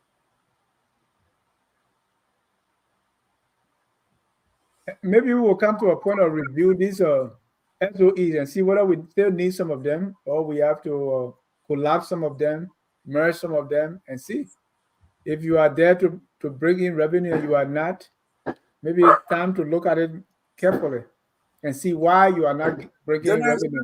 Then let's take, for example, the National Port Authority. You have no competitor. There is no private port, right? So you are the only port. You got Harper, Buchanan. Greenville, you got Buchanan, you can even develop one in Roberts Post there. I mean, you have that. It's a monopoly kind of activities you have. Why will you not make more profit and even contribute more to the revenue? But these guys give themselves fast salary. I mean, listen to this little guy. He said he raised what, I don't know how many million he gave. His expenditure is 6 million, and the other one he gave 2 million. But there is a gap there. So people ask, why you don't talk about that different? There's a big gap there. There's almost more than 6 million that you have not talked about. So the house is calling him to go explain. But even though I don't take them serious, because he can go there and say, well, and everything will go behind the table. So, I mean, yeah. Thank you. But we don't need to get rid of them. We just need to have a leadership that hold them accountable. We need to be able to constitute people on the board of these state-owned enterprises that are effective themselves, okay? Because the board of directors of these state-owned enterprises can actually resolve and help to make this public corporation effective. But what has happened historically, Dennis, and sadly for that matter, is the president of Liberia, or President Ellen Johnson, Sirleaf, Weah, and Boakai, they send their cronies who they cannot give the ministerial job to these public corporations, the board members. Look at what happened at Noka. Okay. The Tabata finish now. We got to close. I think Dennis, this is very serious. I think we need a specific day on SOEs. You see, in governance, SOEs are troubled children in governance. And part of the problem we face with SOEs in Liberia is corporate governance. The way they are run, the way they are managed, their profitability is a major issue. To an extent, some of the SOEs are even in the national budget. Yeah. We have to pay their salaries, we have to do things for them. It's like we just cater for them and they are just there. Yeah, if you review why they even exist, some of them were not even supposed to contribute anything, just there. Well, Matabata is, as I watch through, I see a lot of people say, these prophecies, they're about to travel abroad. Sometimes I see people holding visa, they say, oh, your visa for you to travel abroad is set. Say amen. So I'm like, okay, our country has become a place now, it's like everybody wants to get out. So one part of the blessing is you can be blessed in Liberia, you got to go abroad. So regardless of what you are going for, you must travel. And that's supposed to be a prophecy that, so two things people go to church, either to get money or to go abroad. And when I look at that, I say the gospel has really been compromised, to borrow from Safoko. That every time now it's just for traveling. Travel to do what? Because people travel before. We have people who travel to Fernando Po, people travel to the Gold Coast, people travel to across the ocean. So I see that as complete Tabata, that traveling now is a form of blessing. Well, gentlemen, thank you. Traveling and getting married. Yeah. Is that criminalizing the church? Well, when the state is criminalized, the church will want their share.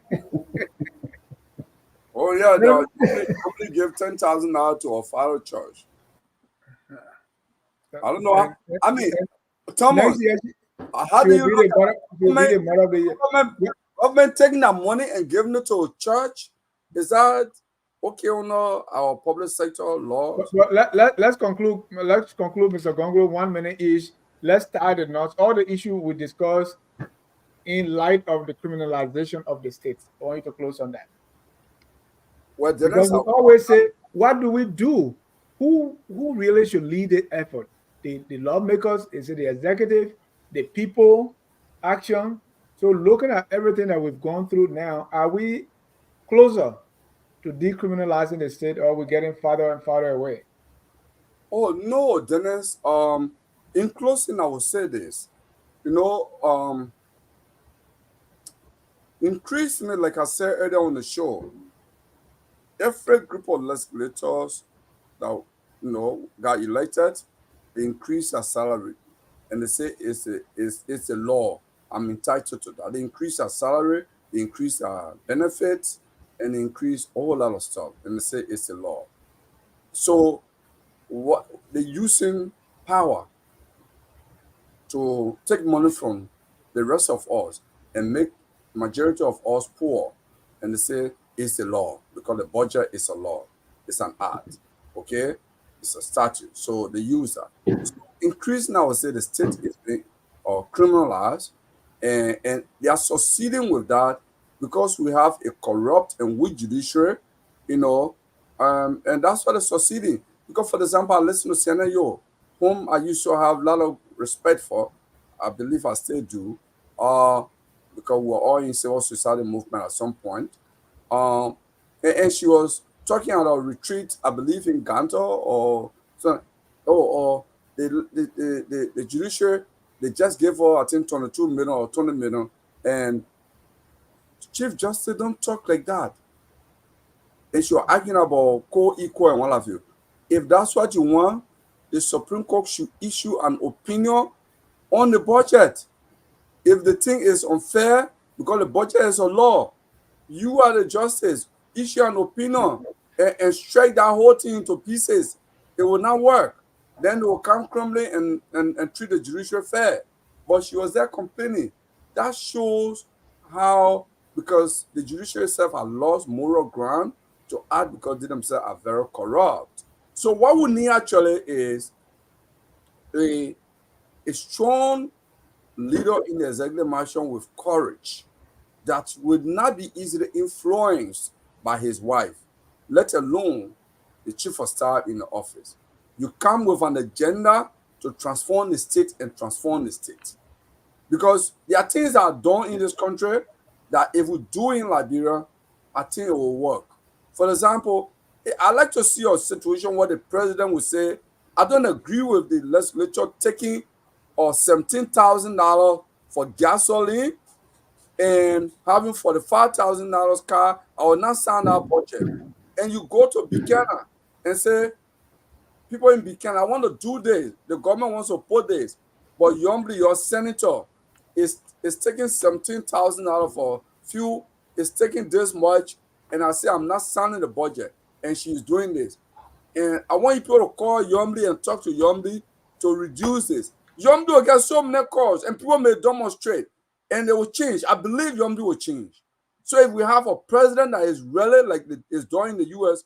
to hit the road, go to powerful legislators, home or county, and educate the people about what the budget is and what it means for them. And the people will call on them to change, to vote for it. And that's what I believe we need to try. No president has tried that. When the legislature did that in 2015, that's when Honor Ellis started to throw more money. Ellen Johnson said it was at a UN conference in New York. She said, oh, I didn't give it to them. They just took the money. But she did not resist. The same thing with Bwaga. Bwaga is not resisting. The guys are taking $10,000 for a constituency visit that they don't go to the city in Monrovia. I mean, please tell me. Darius DeLong, where is he going? We see in our capital every day. Where is he? Takes $10,000. I mean, that is shameful. So I think the state is being criminalized increasingly until we change CDC and deny CDC and Unity Party access to power.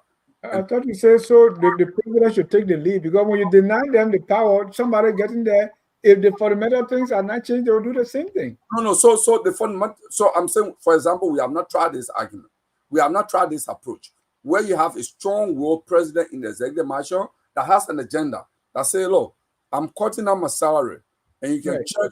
And it can be CDC president, it can be Unity Party president, it can be LPP president. We need that kind of person say, look, thank you. I'm cutting down my salary. Right. And then you get on the road and call the legislators out. So I agree with you. The only thing I agree office when you link it to CDC, Unity Party. The president will not make more than me. The speaker will not make more than me. the president pro tem will not make, the vice president will not make more than me. So I'm cutting down my salary. And this must go through. You know, if you stand that, it's tough with the executive mansion. Everything will change. I Right. believe so. But we are And not. I agree with you. The only place I don't agree with you is Unity Party CDC. Because Bwaka can do that today. You can call on him to do it. And not because Unity. But let me go to Thomas for your closing. Well, I would just want to close that the change will come from the people. They are getting more enlightened. If nobody in government can bring about a change, the people themselves will pick issues up. And there are little issues, sometimes we don't take note of them. I think I mentioned this before on the Local Government Act. We have two or three civil society organizations from Bond County. They went as far as to the Supreme Court. And it was based on their county development fund in Bond County. This is why under WEA regime, the Bone County County Development Fund was put on hold until quite recently they raised the freeze on it. They went to court. They insisted that the Local Government Act provides that every county will have a county assembly. Hold on, Tom. Let me read a few comments here that I think I missed. Percy Harris said, no government should be elected without a governance and development plan. It is absolutely nuts for a government to get elected before formulating its development plan. Yeah, agree and disagree. But as I'm saying, Gonglo just want for the government to fail, but his dream will not come to pass. I think he will put amen on it. Has Asan Connor say, Mr. Jha, please don't give this clown any attention. That now CDC no Liberia has laws. How is Jefferson Koji still running free? He called that Banana Republic. He said, I said Bwaka was being used as a Trojan horse for corrupt UP politicians to get power. Admin Salif said, until has a state we can grow industries, vibrant economic growth sectors, and private sector jobs to enable people to make money outside of government, the elites will continue to use the state as a welfare rent machine for self-gains. Tom, continue. Those are some of the comments. And thank you, listeners. Jay Hart say, if any president do that, Liberia will change. Maybe I was talking to you, Calabo, say, I'm reducing my salary and get on the road and say, hey, the story we heard was when people were demonstrating, Tottenham got among them to demonstrate and say, hey, I'm demonstrating against what you are demonstrating against. Is your people you sent in the House and the Senate, they are the one, the problem. That's not me. You know, that was little Papa Was that politics. Tottenham or Turbo? Tubman. Turbo was speaking big book. Oh no, Turbo was very progressive. Yeah, he was progressive, but Tubman will do that kind of dirty politics to get money people and act like he's for them, right? But go ahead, Tom. The point I was making is that you have individual citizens that are standing up and pushing things, pushing for reforms. We see a lot of activism. I keep saying it. This is where I think the change is going to come from. To Ahmed's point, that is true. But what I say about Liberia is that until the government itself can grow the private sector spontaneously, it will find it difficult to grow. It's the public sector that is strangulating the private sector. And this is where all of these issues with salary, with civil servant, everything is coming from, because the civil servant keep increasing. I was telling someone the other day when I was working back in Liberia, I have gone to this government agency for meeting, and there is somebody sitting outside the bathroom door. And when you go, you say, oh, somebody inside, don't go there. When you go, okay, the person has come outside. When the bathroom door has a lock. So we've overemployed people in the public sector, and therefore we're not even able to increase their salary. But I think it's going to be the people, whether a president wants to do it, the lawmakers want to do it, it's going to be the people that will change them.